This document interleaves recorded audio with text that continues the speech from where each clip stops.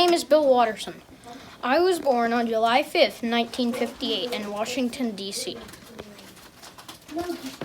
As a child, I, unlike Calvin, never had any imaginary friends. When I was 6 years old, I moved with my father, James, a patent attorney, and my mother, Catherine, to Chagrin Falls, Ohio. Settled in, my mother, Catherine, won a seat on the city council.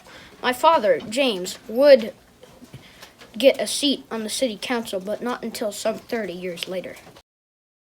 While in college, I drew cartoons for the local paper. Then I got a seat at the Cincinnati Post. I remembered I did fairly well in school and mostly stayed out of trouble. A year after I started work at the Cincinnati Post, my editors said my work was not good enough and I was sent back home. Over about 5 years, I sent countless comic strips to my editors and received nothing but rejection slips.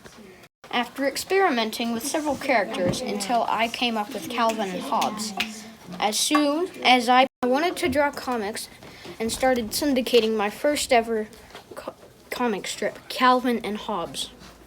After delighting readers for almost 10 years, I decided to retire Calvin and Hobbes. Calvin and Hobbes is a series of comic strips about his rambunctious first section is an exuberant tiger Hobbes who only comes alive when Calvin is around.